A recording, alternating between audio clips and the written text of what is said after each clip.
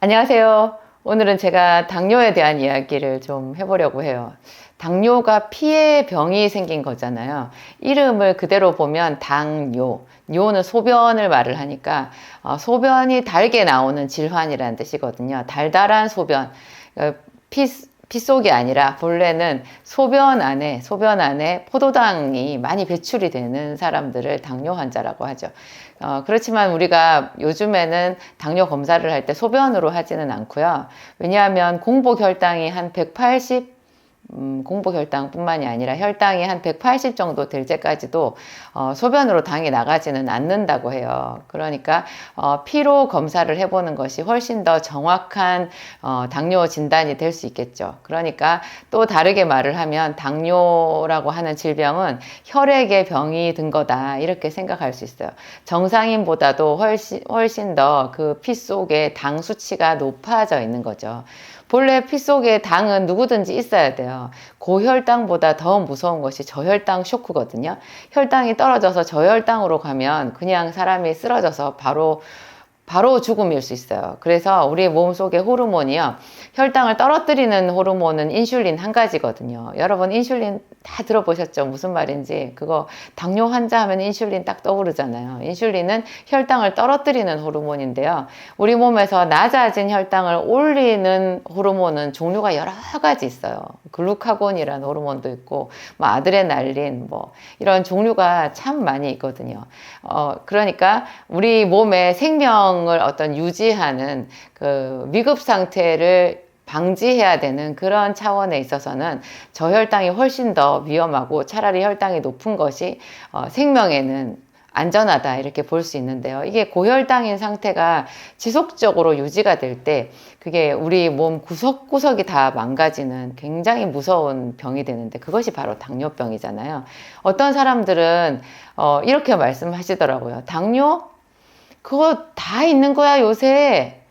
그거 다 있어. 걱정 안 해도 돼. 약 먹으면 돼. 이렇게 말씀하시는 거예요. 제가 길을 가다가도 동네 어르신들끼리 그런 이야기 주고받는 거 많이 봤고, 저희 약국에서도 어르신들이 처방약 기다리다가 예전에 제가 처방전하고 그럴 때 거기서 앉아서 당신들끼리 주고받는 말을 들으면 제가 좀 깜짝 놀라는 거예요. 와, 저렇게 생각을 하시는구나. 자기들끼리. 여러분, 너도 나도 다 큰 병에 걸려 있으면 그 큰 병이 아닌가요? 그렇지 않아요. 모든 사람이 다 걸려 있다 뿐이지 큰 병은 큰 병인 거예요. 이 당뇨는 저도 제가 약국에서 10년 이상씩 이제 한 자리에서 계속 약국을 하다 보면 그 똑같은 환자가 계속 처방전을 가지고 와서 당뇨약을 먹고 그 일상생활 하는 것을 옆에서 지켜보잖아요. 그걸 봤을 때 정말 경각심을 가질 정도로 이 당뇨가 심각한 질환이구나. 그게 보이는 거예요. 분명히 병원에서 해주는 대로, 그분이 약을 열심히 챙겨 먹고, 물론 안 챙겨 먹는 사람들도 있지만, 일단 잘 챙겨 먹는 사람을 기준으로 제가 말씀을 드릴게요. 약 정말 잘 먹고, 음식 조절도 어느 정도 하고, 또 운동하라 그래서 운동도 하고, 어떤 분은 또 인슐린 열심히 맞아요. 그런데 3년, 5년 지나면서 생길 합병증은 차근차근 다 생기더라는 거죠. 일단 약을 써야지 최고 고혈당에서 갑자기 너무나 지나친 500 이상 넘어가는 고혈당은 그 자체로도 또 저혈당 쇼크만큼 위험해질 수도 있거든요. 일단 그런 것은 병원에 입원해서라도 혈당을 좀 바로 잡아야 되잖아요. 근데 평소에 쭉 일상생활을 할 때 그 혈당이 이제 당뇨가 아닌 상태로 유지를 할 수 있어야 되는 거예요. 그렇지 않고 당뇨 약을 먹고 인슐린을 맞고 이렇게 돼서 유지된 혈당은요. 합병증을 다 불러오더라고요. 그것도 사람 체질 따라서 좀 다르긴 해요. 그나마 같은 혈당에서도 합병증이 좀 덜 오는 사람이 있고, 심하게 많이 빠르게 진행이 되는 사람이 있고, 그렇지만 모든 사람들에게 결국은 그 합병증이 오더라는 거예요. 당뇨는 합병증이 무섭거든요. 그래서 아주 이것도 조용히 그 침묵 속에서 무섭게 우리의 생명을 압박하는 그런 질환이라고 할 수 있어요. 하지만 또 그렇게까지 가지는 않더라도 당뇨 전 단계인 사람들도 많잖아요. 당뇨 전 단계, 아직 당뇨 약을 먹을 정도는 아니지만, 이미 정상 수치의 혈당을 넘어선 사람들을 당뇨 전 단계라고 말을 하는데요. 전 단계인 사람들까지 다 통계로 합쳐서 계산을 해보면 거의 40대 이상 그 중장년층에 있어서 거의 절반 가까이가 여기에 포함이 된다고 하더라고요. 그러니까 이것은 전 국민이 해결해야 되는 그 과제인 것 같아요. 당뇨를 어떻게 극복할 것인가. 편안하게 그냥 의사가 주는 대로 약만 먹으면 되지 않나. 그런데 의사 선생님들도 알고 있어요. 이거 약만 줘서 될 것이 아니라는 것을. 그런데 그 사람의 생활 습관이잖아요. 그 식습관, 운동 습관 뭐 이런 것, 그게 당뇨는 감기처럼 어느 날 갑자기 생기는 게 아니고요. 이때까지 쭉 자기가 어떻게 살아왔는가, 물론 유전적인 그런 베이스도 있지만 같은 유전 베이스라고 해도 자기 몸을 관리하기에 따라서 얼마든지 당뇨 없이 지낼 수 있거든요. 그게 잘 되지 않았기 때문에 당뇨가 생겼잖아요. 그러면 이걸 약을 먹어서 눌러놓는다고 해결이 될 게 아니고 살아온 그 라이프 스타일을 완전히 바꿔야 돼요. 근데 그런 거를 의사 선생님들이 해줄 수가 없거든요. 의사 선생님들은 도저히 그런 거 해줄 수 있는 처지가 못 돼요. 그분들은 바쁘시고 얼마나 많은 환자들을 보고, 그리고 여러분 생각해 보세요. 여러분 자녀들을 라이프 스타일 바꿔줄 수 있어요? 엄마가 아빠가 바꿔줄 수 있어요? 그런데 어떻게 내 라이프 스타일을 의사 선생님이 바꿔줄 수 있겠어요? 자기가 스스로 생각을 해야 되는 거죠. 그래서 저도 좀 피곤하고 고달프기는 했지만 정말 환자들을 사랑하는 마음에서 그런 거 좀 조언을 해주기 위해서 무척 애를 많이 썼어요. 제일 기본적인 거 여러분들도 다 아시잖아요. 일단 단 거를 안 먹어야 되고 소식해야 돼요. 그런데 또 이런 거는 있어요. 그 혈당을 계속 체크를 해가지고요. 혈당 100 안 넘어가려고, 100이 이제 한계선이니까 공복 혈당, 뭐 식후 혈당도 100 한 2, 30을 넘어가면은 좀 문제될 수 있거든요. 그런데 이것보다 안 넘어가려고 지나치게 먹는 거를 억제를 하고, 그러면서 인슐린이나 당뇨약을 먹으면요, 그 사람 온 몸이 다 골병이 들어요. 온 몸이 다. 그러니까는 약을 안 먹는 사람, 정상적인 사람에 비해서는 이분이 혈당이 약간 높은 상태거든요. 그렇지만 약으로나 인슐린으로 할 수 있는 가장 최고도로 그 사람 혈당을 눌러놓은 상태인 거예요. 그런데다가 이분이 또 식단 조절을 해가지고 자기가 먹는 것을 억제를 하고 운동하고 이래가지고 혈당을 허리띠 졸라매듯이 이렇게 탁 졸라맨 거죠. 그 상태가요, 분명히 정상인보다는 혈당이 약간 높은 상태인데도 불구하고 제가 관찰했을 때는 그 환자분의 몸에는 그게 저혈당인 거예요. 왜냐하면 당뇨병이 결단코 쉬운 간단한 질환이 아니에요.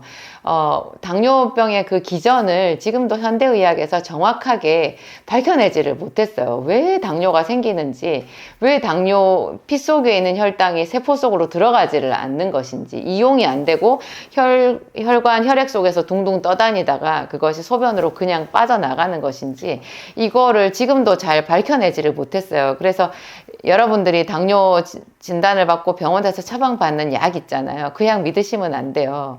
왜냐하면 당뇨가 왜 생기는지에 대한 정확한 기전이 밝혀지지 않는 상태에서 그냥 피 속에 있는 혈당만, 수치만 떨어뜨리게끔 그렇게 좀 무식하게 설계되어 있는 약이거든요. 그래가지고 이 약을 먹어서 혈당은 떨어졌는데 우리 몸은 골병이 드는 거예요. 그래서 저는 이렇게 말해요. 당뇨 약을 드시거나 인슐린을 먹는 사람들은 공복 혈당이 100보다 약간 높아야 된다고 말해요. 그거를 욕심을 내서 100보다 더 떨어뜨리잖아요. 그러면 합병증도 합병증대로 오고, 또 혈당이 높아서 오는 합병증대로 오면서 반대로 꼭 저혈당인 사람들이 겪는 그 내장 기관이나 이 모든 우리 몸의 그 신체 조직들 있잖아요. 조직들의 손상이 와요. 제가 아까 말씀드린 대로 우리 몸은 저혈당이 더 위험하거든요. 저혈당이라고 하는 것은 우리 몸 각 세포 조직 기관에 보낼 영양소가 부족한 상태인 거예요. 그러니까 분명히 정상보다 혈당은 높은데 당뇨 환자는 이상하게 그게 저혈당인 거랑 비슷해가지고요, 그 사람 몸 속에 있는 모든 세포들은 전부 영양실조에 걸려 있어요.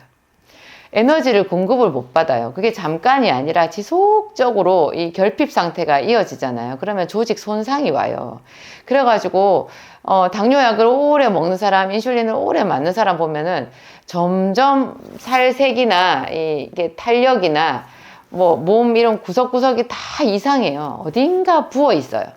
얼굴이 꼭 두부살 같거든요. 두부살 같아요. 이게 부어 있는 것처럼 푸동푸동해요. 사람이 살찐 거랑 달라요. 손 이런 데도 보면 좀 이상하고요. 그런데 또 자기가 항상 그 억지로 혈당을 떨어뜨려 놓았기 때문에 자기 몸속에서는 그게 그 세포들이 다 기아 상태잖아요. 그러니까 언제나 이 뇌 중추가 스트레스를 받아요. 항상 배가 고픈 거예요. 언제나 배가 고픈데 의지력이 대단한 분들 진짜 그런 기아 상태를 견디시더라고요.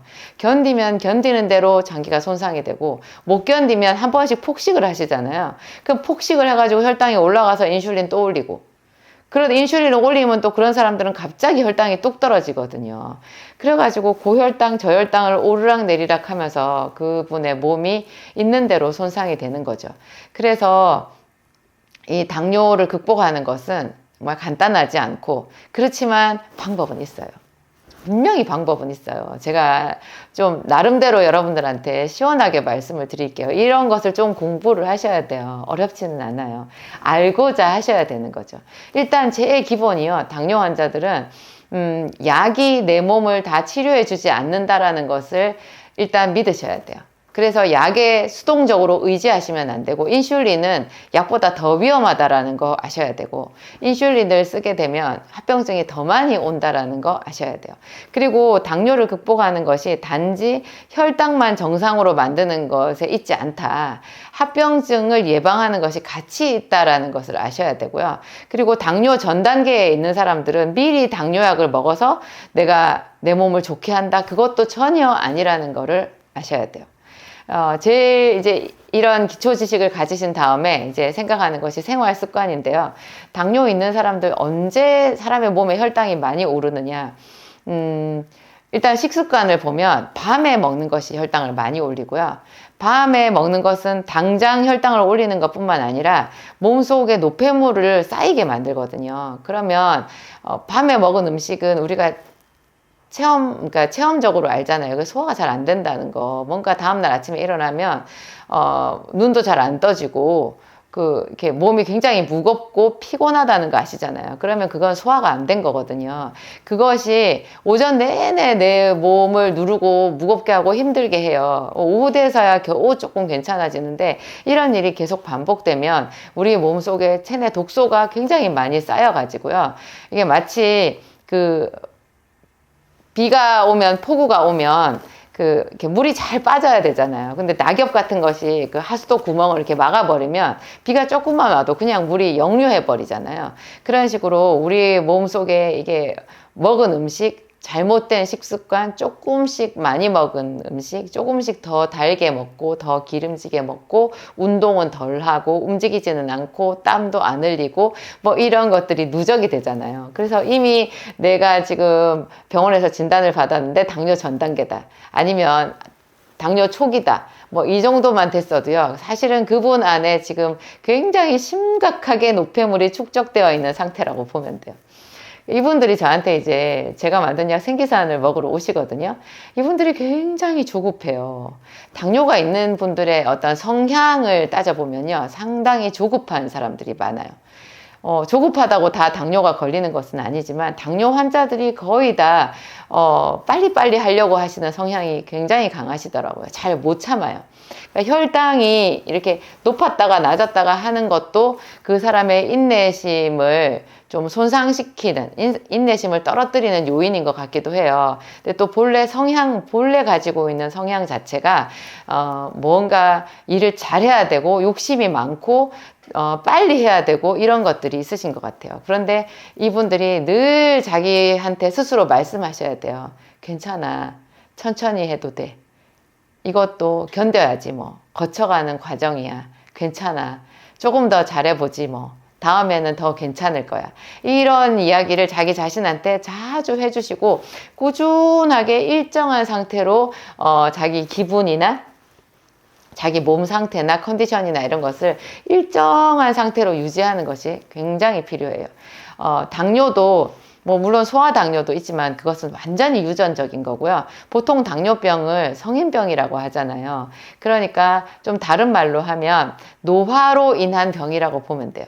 그러니까 10대, 20대 때는 좀 많이 먹어도 몸속에 있는 모든 그 생체, 생리 작용이 원활해가지고 왕성해가지고 이런 과잉으로 섭취된 음식들을 체독 없이 잘 처리를 하거든요. 근데 나이 들면 우리 나이 먹어보면 알잖아요. 뭐든지 이게 기능이 떨어진다라는 것. 정말 말하기 부끄러울 정도로 구석구석 모든 기능이 떨어진다는 것. 기능이 떨어졌는데 먹는 것은 오히려 예전에 자기 어렸을 때보다 이제 먹을 게 많아졌으니까 더 자주 뭘 먹고 하잖아요. 그리고 오래 앉아있고 운동은 덜하고 또 스트레스는 많이 받고 이러니까 그 높아진 혈당이 계속 유지되는 거죠. 그러니까 이런 먹는 식습관 또 먹는 내용, 언제 먹는지, 저녁에 허기지는 거 이런 거 정말로 피하셔야 되고요. 자기 자신을 잘 달래고 그 허기를 잘 달래서 다음날 아침에 먹는 방향으로 그렇게 부단한 노력을 하셔야 돼요. 부단한 노력을. 그리고 단 음료수 있잖아요. 이런 거는 다 끊으셔야 돼요. 과일도 금물이에요. 거의 금물이에요. 과일 한쪽 정도 먹을 수 있어요. 과일을 갈아서 먹는다, 그것은 최악의 선택이에요. 당뇨 환자들은 뭐든지 천천히 먹어야 되거든요. 제가 생활 라이프 스타일을 천천히로 바꿔야 된다고 말씀하셨죠. 마음도 천천히. 근데 먹는 것도 천천히 드셔야 되는데 이거를 음료로 만들어서 후루룩 마셔버리면 우리 몸에 그냥 확 끼얹는 거랑 똑같아요. 비가 올 때도 똑같은 뭐 100mm 비가 왔는데 이것이 이틀 동안 나누어서 100mm가 오면 홍수가 안 나잖아요. 근데 1시간 동안 100mm가 퍼부어 버리면 다 홍수가 나버리거든요. 전부 다 도시 전체가 물에 잠길 수 있어요. 우리가 음식을 먹는 것도 우리 몸속에 그 모든 그 생화학 반응이 일어나야 되는 건데요. 한꺼번에 이 음식을 쏟아 부어버리면 이것이 제동이 걸리는 거예요. 제대로 처리가 안 된 상태에서 막 뒤엉켜버리는 거죠. 그래서 피 속에 그 많은 포도당 당분이 올라가가지고 온몸 구석구석을 망가뜨리는 거예요. 피 속에 당이 높으면요. 여러분 시럽을 생각하시면 돼요. 설탕 시럽 끈적하잖아요. 먹다가 주스 이렇게 테이블 같은 데나 옷에 흘려보세요. 물을 쏟았을 때는 그 물이 마르면 그냥 원상복구 되잖아요. 여기 그냥 닦으면 되는데 그냥 티슈로 닦아도 되고. 그런데 이게 당분이 있는 그런 오렌지 주스라든지 뭐 시럽 같은 거를 흘려봐요. 그거 정말 끈적끈적 해가지고 잘 안 닦이고 물이 좀 많이 들어가고 공을 들여야 되거든요. 피가 그런 상태인 거예요. 사혈이나 부항을 뜨는 그런 일을 하시는 분들을 제가 상담 자리에서 자주 만났었는데요. 그분들이 그 사람들의 피를 뽑잖아요. 피를 뽑으면서 그 피의 상태를, 자기가 관찰한 피의 상태를 저한테 얘기를 하시는데 정말 끈적끈적하대요. 당뇨 있는 사람들은. 피가 시럽처럼 끈적끈적하면 어떻게 되겠어요? 여러분, 이 눈 안에 있는 혈관이 보이지도 않는 혈관이거든요. 우리 눈 안에 있는 혈관 안 보이잖아요. 이게 언제 보여요? 충혈이 되면. 그 혈관이 커지잖아요. 그러면 그때 이 핏발이 서 있는 게 보이는 거예요. 근데 평소에는 충혈이 되지 않고 그냥 일상에는 혈관이 있지만 보이지 않을 정도로 그것이 미세한 혈관이잖아요. 그 미세한 혈관에 여러분의 그 끈끈한 피가 흘러야 된다고 생각해 보세요. 그 혈관 그냥 막히는 거예요. 그리고 혈관 벽이 손상돼요.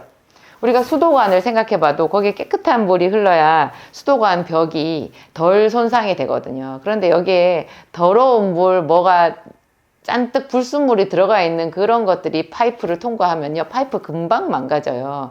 우리 혈관이 그런 거잖아요. 그러니까 자기 피의 상태가 좋아야 혈관의 상태도 더불어서 같이 좋아지고, 그렇죠. 이 구석구석 우리 몸속에는 혈관이 싱싱하고 탄력이 있어야 건강한 거예요. 그래서 당뇨 환자들이 이게 눈이 먼 사람들도 많이 있고, 이 눈의 혈관이 그렇게 미세한데 그게 지속적으로 그 정상 수치 이상의 그 끈적한 피가 흐르게 되니까 눈의 시신경이 망가지는 거예요. 그래가지고 눈이 먼 사람들 너무 끔찍하지 않으세요, 여러분? 당뇨가 있어서 눈이 먼다. 당뇨가 있는 사람들은 이 발이 잘 손상되거든요. 그래서 별것도 아닌데 다른 사람들 같으면 그냥 발이 좀 빨개졌다가 다시 원상태로 돌아올 정도의 그 열에도 그 당뇨 환자들은 화상을 입어요.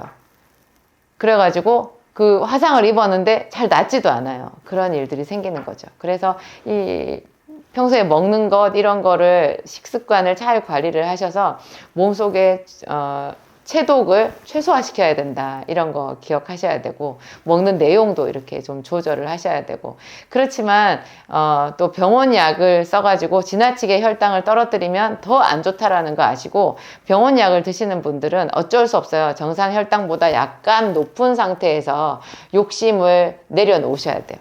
그러면 그 약간 높은 상태에서 내 몸이 더 망가지는 거 아니냐. 그것을 보호하는 방법이 있는데요. 그게 제가 아까 잠깐 언급해드린 비타민C예요. 비타민C는 정말 싸요. 비싼 비타민C 먹을 필요가 없어요.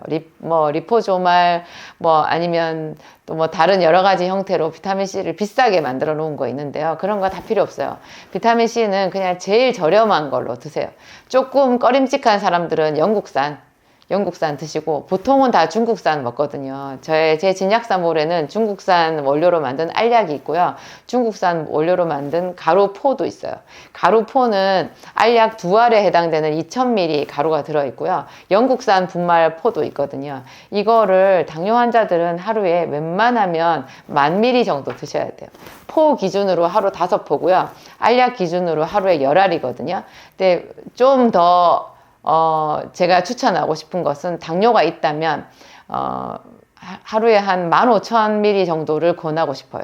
그것만 먹어도 여러분 우선 내가 나중에는 천천히 어떻게 해가지고 정상 혈당이 되더라도 지금은 내가 욕심을 좀 내려놔서 약간 정상보다 높은 혈당을 유지하잖아요. 이 높은 혈당에서 내 몸이 상하지 않을 뿐만 아니라 오히려 당뇨가 없는 내 친구보다도 나를 더 싱싱하게 만들어주는 그런 비밀 무기가 돼요.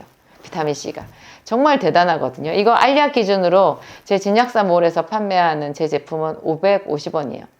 10알에 한 알에 55원이거든요. 얼마나 싸요, 여러분. 이거 제가 돈 벌려고 여러분들한테 말씀드리겠어요. 정말로 필요한 거거든요. 그래서 이것은 저는 전 국민이 먹어야 된다고 생각해요. 당뇨가 없는 사람들도요. 여러분 세포는 계속 망가지잖아요. 당뇨가 없어도 우리는 다 늙는 병에 걸려 있어요.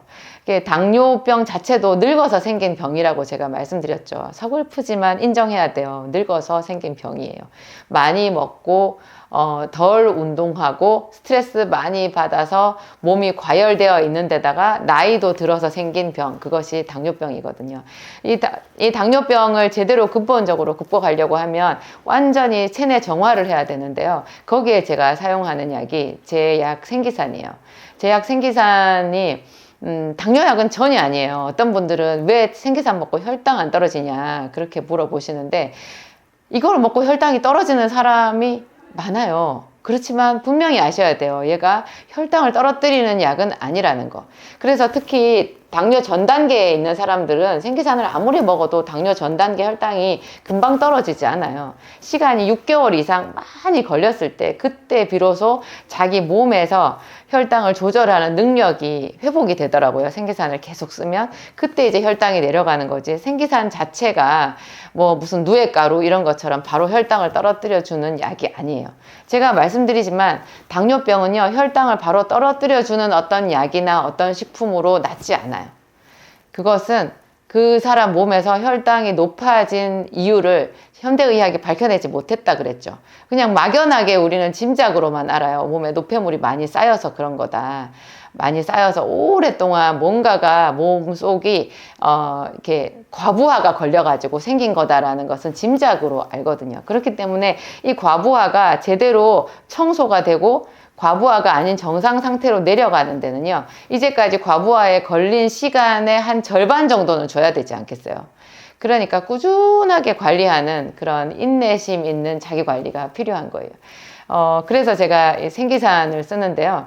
생기산은 당뇨가 있는 분들은 그냥 한 1년 정도는 기본으로 드셔야 돼요. 만약에 자기 당뇨가 더 오래됐다 그러면 제 생기산 먹는 사람들 중에서 5년 정도, 4년, 5년 정도 생기산 먹고 있는 분들이 있고 제가 제일 오래 먹었죠. 네, 오래 먹어도 되는 약이긴 하거든요. 필요하면 오래 먹어야지 어떻게 하겠어요? 하여튼 길게 이렇게 자기 몸 상태에 따라서 병원에서 검사하고 체크해 가면서 이런 생기산을 근원적으로 치료하는 그런 방법이 있는데요. 생기산하고 비타민을 먹는 사람들도 운동은 꼭 하셔야 돼요. 식이요법도 꼭 하셔야 돼요. 어떤 사람들은 처음에 저한테 오셨을 때 혈당이 500이래요. 500이면 여러분 거의 바로 입원해야 되는 정도 수준, 걸어 다니기 힘든 정도의 수준인데요. 그런 분들은 또 희한하게 걸어 다니시대요. 겉으로 보기에도 멀쩡해 보여요. 그런데 혈당 체크해 보면 수치가 안 잡혀요. 하이로 나와요. 너무 높아서.